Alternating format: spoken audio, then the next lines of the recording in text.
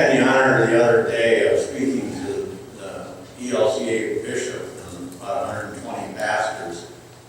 And I told him I got a little nervous because it's not fair. You know, they get to talk for about 15 minutes and don't have to take questions. So it actually went pretty good. I thought I'd just, I brought a few things to talk about with what's going on with our agency, some of the trends that we're seeing in our community. Some of them are new, some of them are continuing, whether it's, you know, we kind of do all those drugs, sex, you know, we're kind of in that business of some of the activity in our community, and we don't get to do the rock and roll part, but we seem to have to deal with plenty of the others. The sheriff's office, as she indicated, we have a number of divisions, and one of them in particular I'll just touch on is what's going on with our drug market in town. I had we operate in our jurisdiction with a number of task forces. We use multi-jurisdictional task forces to address some of our major issues, in particular our drug trafficking as an example of our task force. We have a fugitive task force, we have Internet Crimes Against Children Task Force, and each of them have very specific details of what they work on. The Internet Crimes Against Children Task Force, they're the ones that are focusing on those kids, the people who are preying on our children, not only in our own community, but it often extends across state lines and sometimes even internationally, and that's why when we work in these task forces, we utilize state, county, city, and federal resources. That's how we operate. In our drug unit, which runs we have about 12 officers in our drug task force. Again, we have the state DCI that has a handful of drug investigators. I have officers assigned to the drug task force. We have federal DEA agents. We have ATF agents that we utilize when we need to involve. If there's stolen guns, they're involved. We utilize ICE agents if there's immigration or customs issues with the drugs, bulk cash seizures. You know, to understand what's going on in our drug trafficking, about 85% of the methamphetamine and the hard drugs like that reach America come across internationally from our southern border.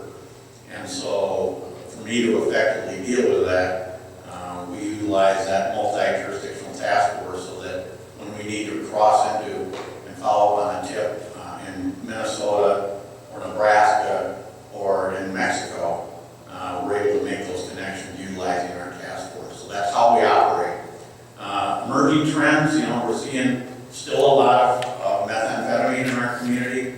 It's devastating. If you want to come into my jail and take a look at the population of the jail and how we transitioned to more and more females in our custody, many of which are in there because of methamphetamine use, methamphetamine addiction, getting involved in meth distribution through their connection with their boyfriend or husband or the people they run with.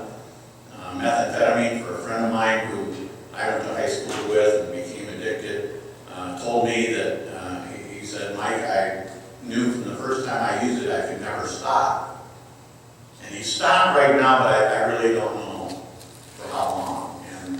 And when I see how, in particular, the women who are drawn to this drug and then their health goes from here to here in just a matter of months, and they're almost unrecognizable after a couple of years. You wouldn't know it's the same person. It's an eye-opener, and it's very concerning. To make methamphetamine, you really don't have to be a rocket scientist, and so, and you go to the internet and you can get all the recipes you want. Most of our meth, up until recently, was made using a method that utilized anhydrous ammonia. So the thieves would go out into the farmers' fields and steal off these anhydrous tanks, anhydrous ammonia, and then use that in their reactors to make their meth. It was pretty complicated. It's fairly dangerous. Not that they don't mind danger. They're not too worried about safety if they're going to be sticking this stuff in their arm or running it into their system. So, but meth, it's kind of a tougher, you know, you're going out in the field, or you're trying to find a place where they store anhydrous, and there's only certain times of the year that's really easy to get anhydrous, and there were a lot of safety measures taken in the farming community to try to better secure anhydrous. So, of course, you know, they're entrepreneurs and read the internet, and there's other methods to do it. One's the one-pot method. That's the new popular method in our area here. It makes just as much toxic residue that can poison our lakes, rivers, streams, homes. The problem with the one-pot method is you make it up, and it oftentimes explodes. When it explodes, it's a fireball. And so we have a lot of people that end up in burn centers across the U.S. As a result of methamphetamine one-pot method explosions. I think if you read the Sunday paper, you know, out at Family Park, where people like to go out and catch trout, a meth lab dump out there just in the last couple of days, and literally they, you know, that's probably one of the better meth lab dumps, because they actually didn't dump it into the water, because the water's real hard this time of year. And so, you know, the chance that it polluted that park, that lake, I think we're fortunate that it happened during the winter. I will tell you that I know a sheriff in Missouri that dealt with a similar issue, and the county actually ended up, that was when the counties were really smart, and they seized all these properties, drug properties, and they seized a big property that was a acreage, you know, like horse acreage, and it had a lake and back and everything. So they seized it, got the title and everything, and somebody went back and looked at the big pond, you know, and noticed that it was like brown, and there was no growth, and there was no fish, and then they tested it, and it was a hazardous waste site, and it crossed, like, it was not a good investment for that county. And so that stuff is really, and it's going into our rivers and streams, it's going into our sewer system, and it's dangerous stuff. And you can utilize it if you're cooking enough meth in the house for a long time. Rental places, that's not uncommon. Who rents it next? Some young mother and father with a couple kids crawling around on the carpet where they were cooking meth. I mean, I don't know when they're going to start having the ill effects of that, but it can be devastating. We've had houses, even in Sioux Falls, that once there was so much meth cooked in the house that they had to bulldoze it. You know, I mean, that's what it does. And if it does that to a house, what do you suppose it does to your system? Or does it do to the innocent people that it contact? So meth's an issue. But we've got a new one kind of in our neighborhood, you know, more in Minneapolis than here. But what's happened is prescription drug abuse is skyrocketing.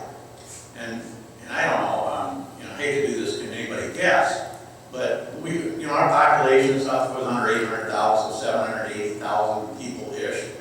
What do you suppose, how many hydrocodone or Oxycontin pills were prescribed in 2012 in South Dakota? You may venture a guess. How many pills of oxycodone? You know, I wouldn't expect you to know that, but it's going to kind of knock you off your seat. But the hydrocodone was 16,675,000. Oxycodone was over 6 million. That's for 780,000 people. Now, that's pills. So, well, it's just a pill. You know what's a pill? Well, I'll tell you what a pill is. It's an 80 milligram tablet in Sioux Falls. I can sell that for between $70 and $80. About $1 a milligram. On a reservation, you can get more for that. So if you're someone who has a pharmacy plan or on some type of aid where you're able to get a prescription fill for a 30-day or 30 pills, 30-day supply, 30 pills, 80 milligrams, that's about $2,400 worth of Oxycontin. And so you can make pretty good money. That's a pretty good job. And what they're doing is that they're not stealing it out of their moms or their dads or their grandpas or their friend who's a disabled vet. They're not stealing it out of their medicine cabinet. They're going down and saying they've got back pain, or they're working through the internet, or they're going out of state, or sometimes obviously within our own state, you get prescriptions. You see, with pain is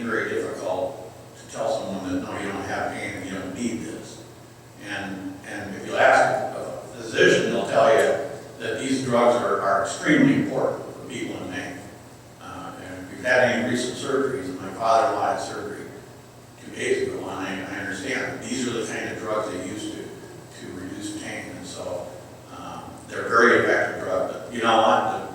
They figured out how to do it. You crush it up, and you can snort it, or you crush it up, mix it with a little water, and shoot it right into your veins, and if you didn't get too much, and you don't die, it's quite a buzz, I guess.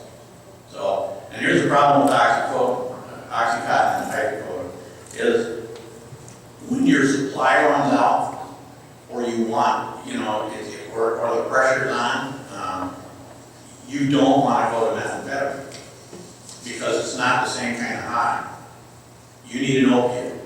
And what's an opiate? Heroin. That's our alternate to what they're using. So if they're going to go off Oxycontin, they're going to go on to heroin.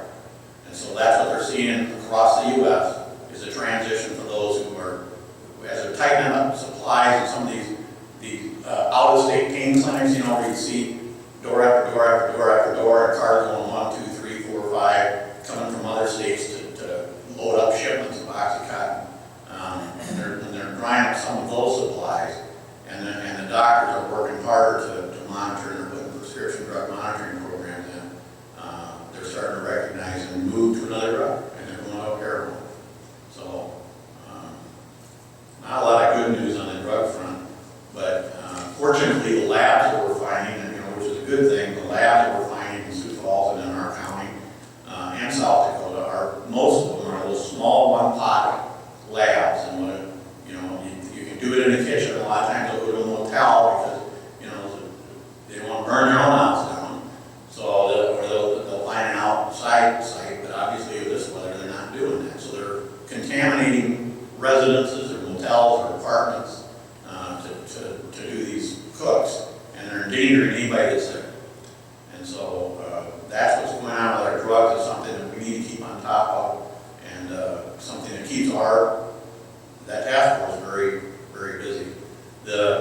One of the other task forces that we have, I touched on it, is internet crimes against children. You read kind of regularly. You'll hear updates from either my office or the police department where we latched onto somebody else who went to a park to meet with a 12-year-old or 13-year-old to have sex. And it'll travel out from out of state, or they'll travel from your own neighborhood to do that. And it's not just usually one; it's a number of them that are actively seeking out our children. The trouble is yes, we can catch people that way, but there's a reason they're there, because there are children and there are young people who respond. So we're not getting all of them, and we're trying to do the best we can with the resources we have. But the reality of it is, it's a little like a lot of the other discussions that are going on around America today, and that is, what are the root causes of the problems that we see? And the root causes are not, you know, it may not be that, you know, the guns have a clip that hold 20 rounds, or that, you know, the police are looking for predators, you know, and that would make them want to do something. The reality is, we've had a change in our society is changing, and we've lost the family unit isn't what the family unit once was, and we see that. We see moral values, you know, tumbling down. We see a lot of basketball hoops on houses that have cobwebs on them because moms and dads aren't with their kids. We have kids that are spending their entire days down playing video games that you score extra points if you kill policemen or run over innocent bystanders. You know, they try to address some of these issues and blame them on one thing or another, but the reality is we've got some serious issues, and if they think that you can fix that by simply, you know, banning one thing or making some feel-good legislation, I will tell you that they are not even seeing the tip of the iceberg of what the problem in America is and what we're facing, and as such, it's a challenge in my office to deal with. You know, you know, our jail. Talk about part of our jail staff. We have 400 people in downtown jail today and 180 out at the work release center. You know, 580 people in custody. That's a lot of people. We booked 20,000 people last year into our county jail. 20,000 people. Now either we're booking our entire population of Minnehaha County in 10 years, got a lot of people that are on a revolving door system that are not being cured and are not being, they're not going back into society and succeeding. They're reoffending. So, you know, I think Senate Bill 70, which I closely followed and the governor worked on with his staff and with the sheriffs and chiefs and judges, and you know, brought everybody together, I think. And with Senate Bill 70, I think you're seeing some sweeping changes that they're trying to make some changes to improve that lock them up mentality and find a way to be, you know, have a consequence for offenders, but on low-risk offenders who are not violent, try to see if we can't find better solutions that are evidence-based, that really provide a chance of recovery. I mean, a lot of these people, we set them up to fail. Get out of the penitentiary and get on a bus and go to Rapid City and get off the bus without a driver's license or without a South Dakota identification card. And it's going to take you 3 months to get one of those. Will you tell me in 3 months how are you going to get a job, how are you going to get an apartment, how are you going to do all these other things when you don't have a basic form of identification that will let you accomplish that? So some of the things we talked about when meeting with the governor and his staff on Senate Bill 70, and it may not be written right in there, but a lot of conversations were about trying to find out ways we can make people succeed when they get out. You can't afford to keep booking 20,000 people in to jail and have them being the same people. I mean, it's very expensive for you. Our jail beds are $80 a day. So if you do the math, it's really expensive to have people in jail. In the sheriff's office, we've been taking some steps on our own. We started last year and we're still working on it again with some new programs and changing programs to hold people accountable, but get low-risk offenders out of the hard jail cells that are costing you $80 a day. So here's a couple of examples. One is, if you work, it used to be that if you work 2 days on a road crew, picking up ditches, or working out the fairgrounds, shoveling sheep manure, or cleaning up the peanuts at the Pheasant Stadium, you used to have to work 2 days and we'd knock 1 day off your sentence. We said, you know what, they'll work hard, we're going to change that. Now, we'll knock a day off their sentence for every 1 day that they successfully work, and they actually put in a day's work. So if somebody's got a 90-day sentence, they can be knocked down to 45 days by going out and working in the community for a nonprofit, or a public community service project, as opposed to taking up that jail bed for another 45 days at $80 a bed. One of the things that we're going to try to institute now is, I want to take that model and have projects, and I'll probably start with maybe weekends and then expand it to 7 days a week. I'd like to have community work projects for inmates that are not in my custody. Because here's my problem. If I've got them on that work crew, even if I've got them for 45 days, maybe they're just sitting out a fine. You know, they earn $60 a day to sit out a fine in their jail, but they cost you, the taxpayer, $80 a day to be in the jail. So you're funding them sitting back, in their jail cell, paying off their fine. I would rather do it this way. I'd rather have the low-risk offenders say, I'll tell you what, you go out and pick up peanuts at the Pheasant Stadium, you go out and pick up the dishes, and then when you're done, you go home. I'm not going to feed you, I'm not going to house you, and then you show back up at 8 o'clock in the morning. You're going to do it again. And let them provide their community service and work out their fines by doing that without being a burden in our system. And if I can get 10 people out of the jail to do that, that's $800 a day. So it has a significant impact, even if it's just a small group that we start with. So we're working on a lot of things in that way. You've seen maybe in the news a little bit that we're working and reviewing that community corrections center, the old Elks Club, where I used to go out and her firefighter would meet me at the door and take me down and get me a steak with my dad. That served the county well for 20 years as our work release center. But you know, it's 4.5 acres on a golf course across the street from the new event center. It's the real estate value of that land has gone up. The quality of the building has gone down. When you turn an Elks Club into a jail for 200 people and you have them all taking showers and going to the bathroom and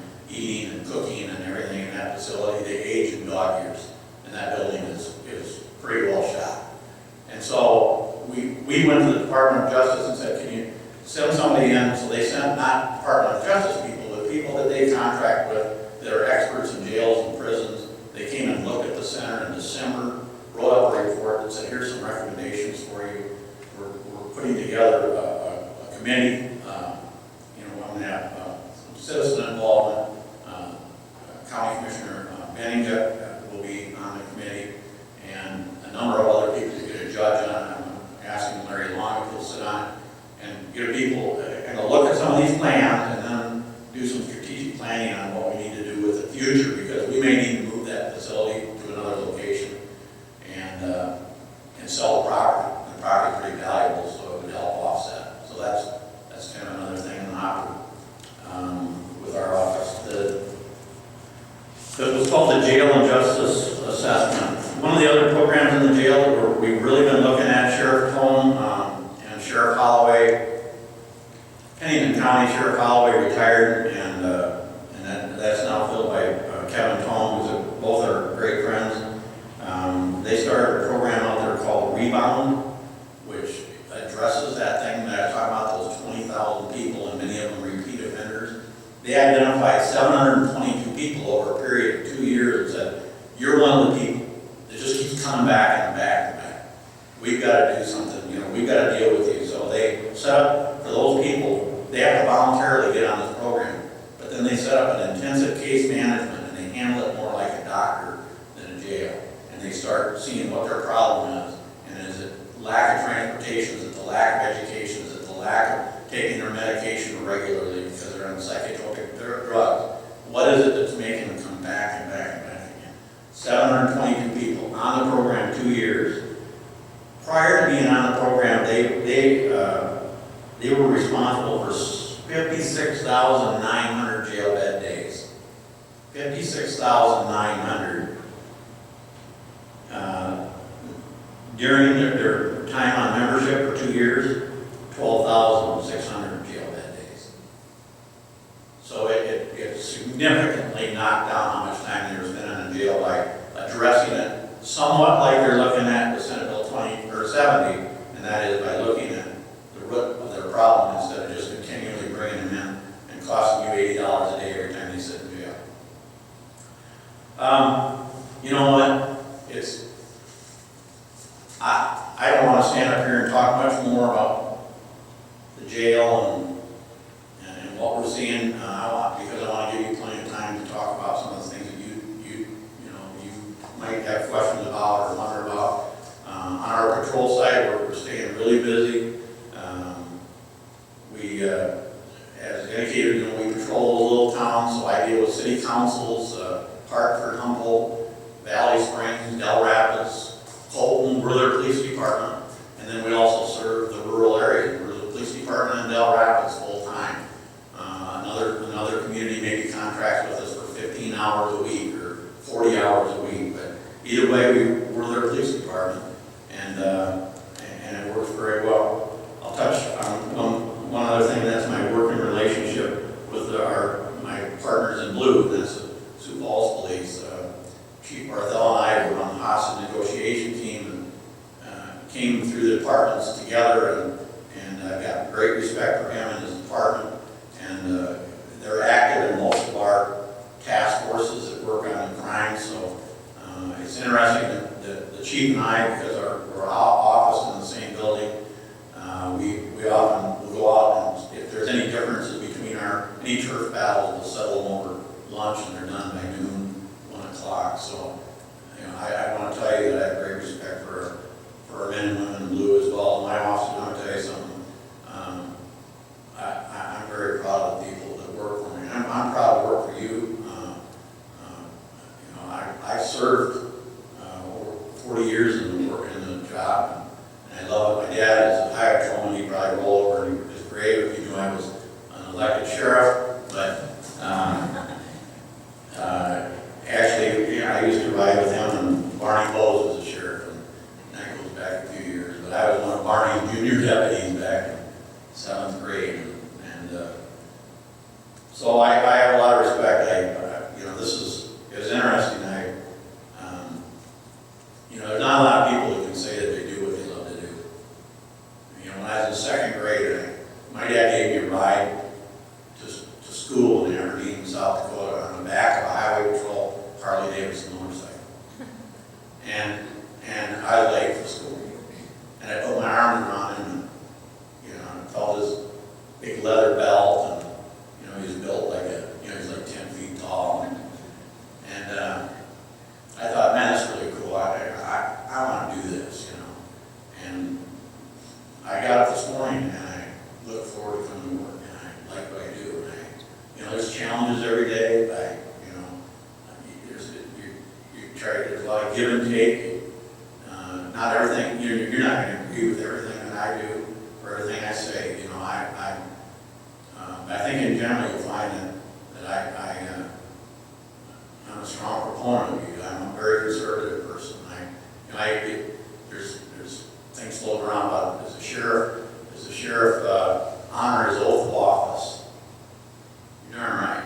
You know, I take the oath of office very seriously. When I talk to my officers and we swear them in, I'm talking about the whole fact that what we do is our overarching document is the Constitution of the United States, and our oath talks about, you know, our oath to defend the Constitution and to protect you from evil and to you know, keep our community safe. I mean, now, those are things I take very seriously, and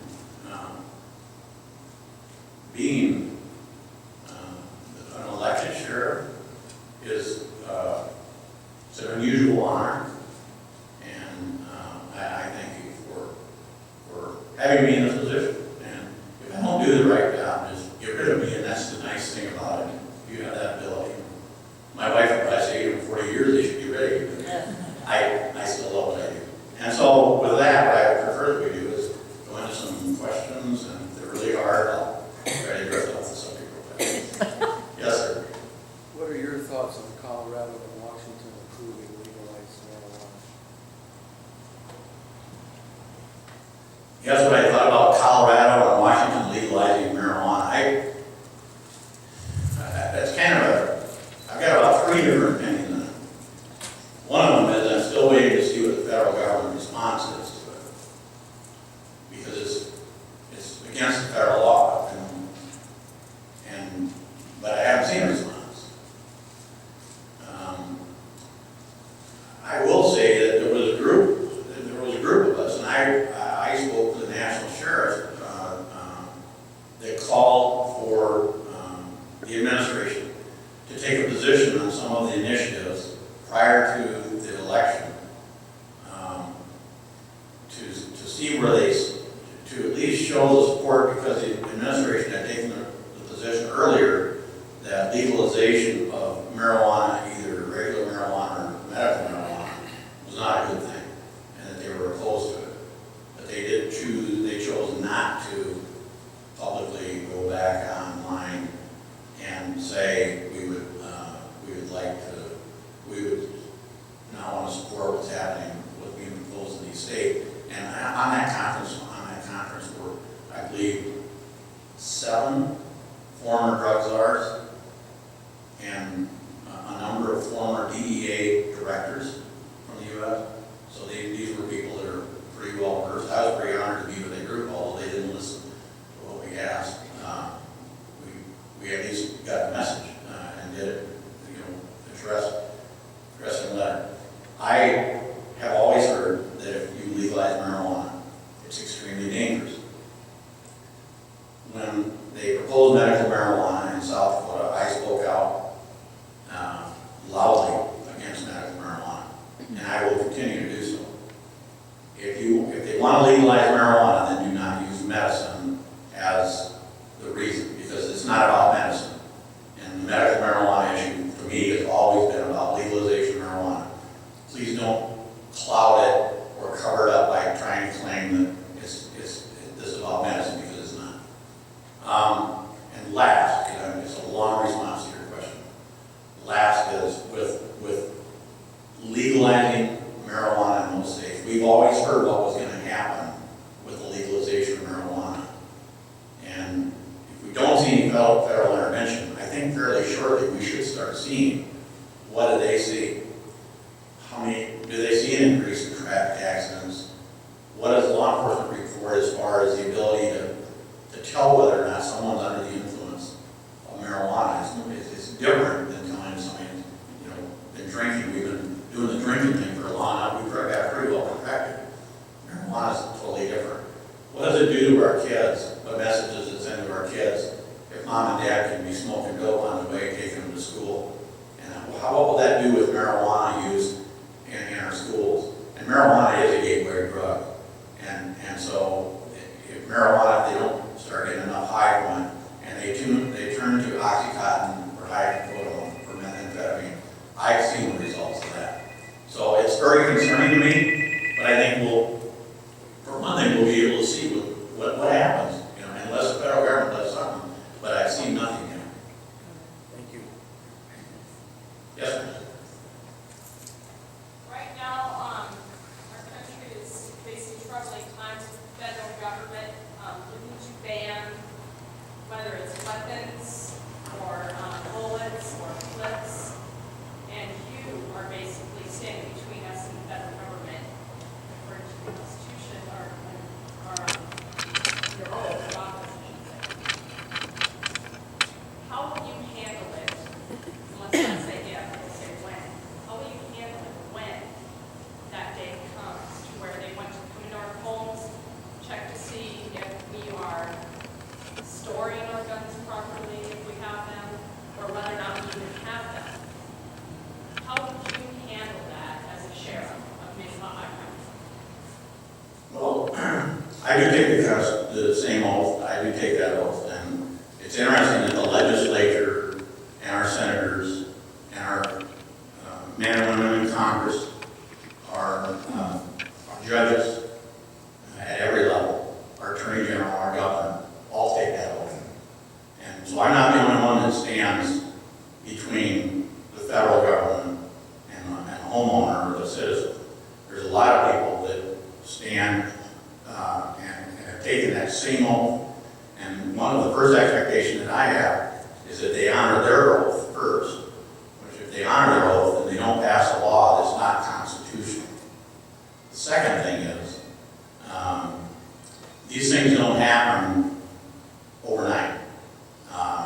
Although by presidential directive, that's a little different. Presidential directive's got a lot of juice. And I was holding my breath when the presidential directives, I actually pulled over to the side of the road when I read it. But I was holding my breath when they came out to see what type of directives they were. And they turned out to be, there was not a lot in the directive. But the sheriff doesn't decide what's constitutional and what's not constitutional. And there's some people have thought that sheriffs get to make that decision. But the Constitution itself designates the courts as who determines what's constitutional or not. So what the sheriffs need to do, and one of the things that we've done, every sheriff in South Dakota has done, is we all agreed on a resolution that basically states that we recognize the Constitution. We honor our constitutional oath, that we're strong supporters of the Second Amendment. I could read the resolution, I have it with me. But in particular, that we also recognize the Constitution itself designates the courts, and at the end, the Supreme Court, as who determines what's constitutional and what's not. And so, one of the things that my response is one of the things we're working with the legislature that I support, a bill as legislature, I think it's Senate Bill 207, is a statement by the legislature and a directive to the Attorney General, who I had conversations with today about Senate Bill 207. And that is that if a law is passed at the federal level, or at the state level, quite frankly, in my view, or a city or a county, but in particular, this is talking about federal laws.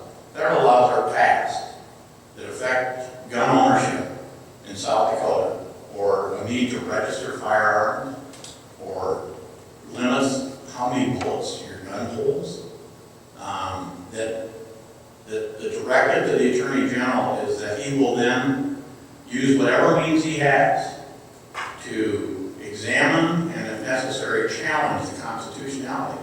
Because we need to know, we need direction whether something is constitutional or not. We can't have 66 sheriffs driving around South Dakota saying, well, here's my view, I think this is constitutional, that's not. We operate under the rule of law. And so, well, I'm, number one is, I don't think this is going to, I don't think it's when. I really don't. I don't think this is going to gain the momentum that some believe, some in D.C. believe that they have.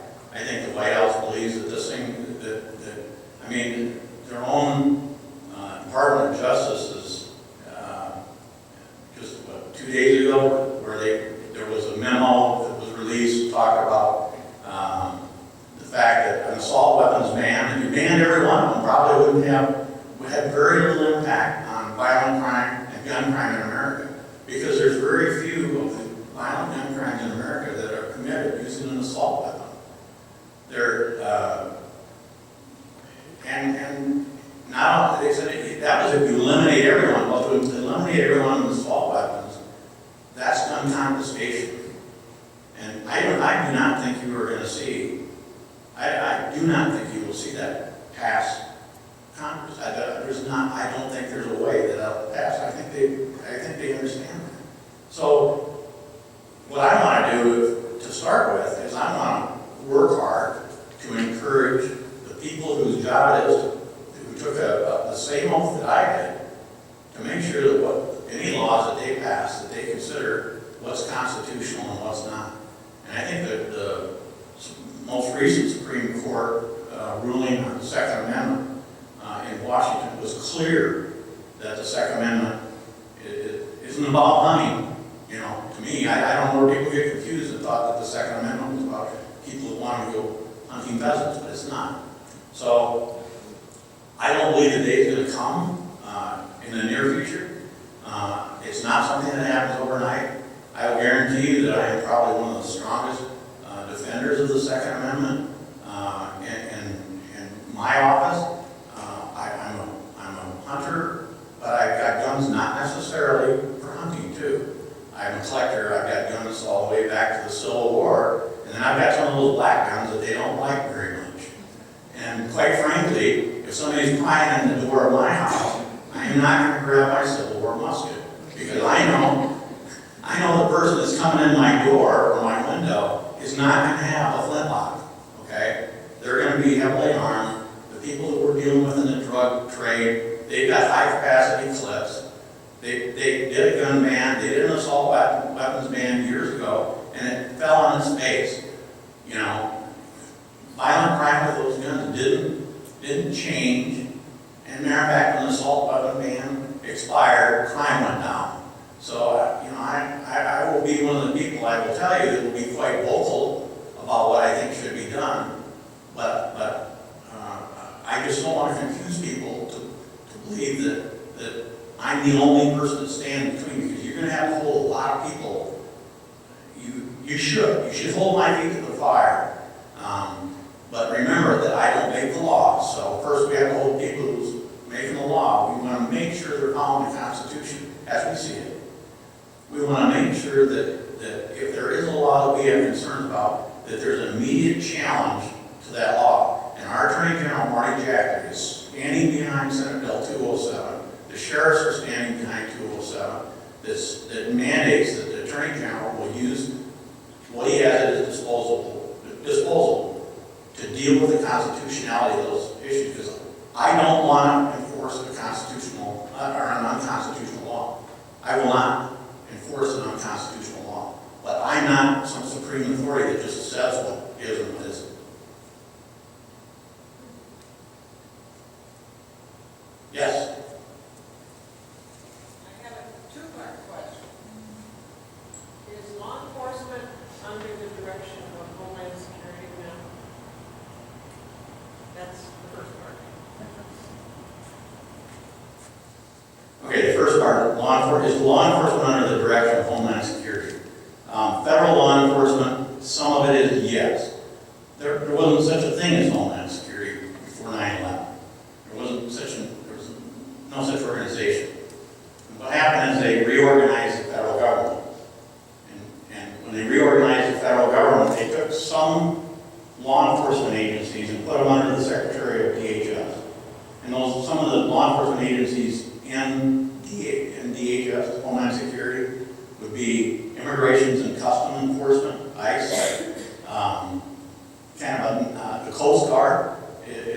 TSA is under DHS. And then they said everybody else is under the Department of Justice, under the Attorney General. You know, that's your traditional ones like the FBI and you know, the agencies that, you know, every day that we're used to thinking of, federal law enforcement. They're actually split. And sometimes when you talk to the leaders of those two groups, you wouldn't even know they're the same government because they compete with each other. They compete for funding, they compete for many things, but they answer to separate, you know, separate people, both of which are appointed by the president. So, you know, Napolitano and Eric Holder have that responsibility. But so, and as far as state or local, no, they have no authority over our office or police or state law enforcement. Good, I'm so glad to hear that. I am too. I wouldn't be here. The second part of the question is, have you heard anything about Obama's blue shirts, the classes that he's having? Is that for real? She's asking about Obama's blue shirt. I read a lot, but I haven't heard anything about it. So I'm not familiar with it. Somebody, no. What are they? Well, remember Hitler's brown shirts, youth. Supposedly now there are Obama's blue shirts under the auspice of Homeland Security. And they're being taught in classrooms to be good citizens and volunteer, and when there's a hurricane or flood, you know, they can go out and help the people. But also under that is, you know, Obama's directive that he can declare martial law if he wants to, and these would be his new policemen. That's news to me, and I went down to work hurricane duty. I sent our deputies down to work Katrina, and then It wasn't in effect then. yeah. It's new. Well, I guess I've never heard of it, and you know, they haven't told the state and locals about it because I sit on the governor's senior advisory group for those types of things, for Homeland Security, and I go to those meetings, and Homeland Security comes to them, they haven't told us anything about blue shirts. So, Keep your ear to the ground. it's there, I'll listen. Yes, ma'am. There was an announcement with the picture of the first graduating class of that group. And that was 3 or 4 months ago that came out, with the actual picture of them and the date and how many there were, that sort of thing. You know, it's news to me, and it wouldn't surprise me. But, you know, when I talk a little bit about that, you know, executive orders the president can do, I mean, you keep in mind, that's something you really have to watch. You know, an executive order was used to intern all the Japanese Americans during World War II. I mean, it's just done. So, I mean, it's something that yields tremendous power, and so that's why I think what we need to do is, as these things walk through Congress, you know, I had conversations with Jonathan just a week ago about some of the concerns that we have, and one of the things that we talk about are some of the gun issues that are being addressed, because I got to tell you something, I got a lot of 20, I got quite a few 20 round clips, and quite frankly, you know, if I didn't have a 20 round clip, then I just had to multiply, you know, by 4 and have that many 5 round clips. It doesn't make, you know, it takes a second to change a clip, and if you think about the clips, for crying out loud, even the World War II guns, you know, before they used, someone would help me, what's the thing that you feed from the top, but I mean, they just slam those things in, and you get a good soldier, and they could load one of those M1 Garand faster than I could load a clip. So it's nothing new. And then they say, well, look at the people, they have these military-style weapons. Well, come on, give me a break. American citizens have carried military-style weapons since the Revolutionary War. I mean, that's what we use. If you look at hunting rifles from the Revolutionary War era, they're cut down military rifles because the military could pay more to develop guns that were really good guns.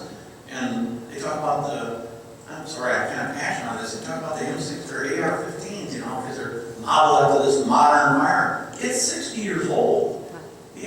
gasoline is not, it's 60 years old, and it's got plastic on it instead of wood because it doesn't scratch up and it's more durable, and it's got a black finish that's parkerized, which doesn't rust as easy, and it's well designed, and it actually functions good in bad weather, and they say it's really powerful.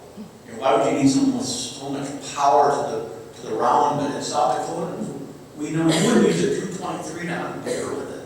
I mean, that's extremely marginal. That's on almost the lowest end of what you can deer with in South Dakota. That's not a powerful gun. So, and I have them. I mean, I like to shoot them, but you know, I just don't see they're going to come for them. They're going to try to restrict them. I'll tell you, I looked at some of the statements by Senator Feinstein. I looked at some of the things coming out, and it's scary. I looked at what some of the states are doing. You know, Washington State, they want to have the sheriff come to your house once a year and check your house. Come on. You know, Missouri, they want to ban these guns, including, you know, the guns that most of you, if you're going to go buy a semi-automatic, there's a pistol anymore, you won't buy it, everybody buys a semi-automatic. They want to, I think it's Missouri, they want you to, you'll have like 90 days to send them in, or you're going to become a felon. You got to send them in, or you got to sell them out of state really fast. Do you think the crooks are going to follow that? Hell no. You know what's going to happen? Is the only people who are going to have guns like that are the bad people and the government. You know, and you don't know who's who.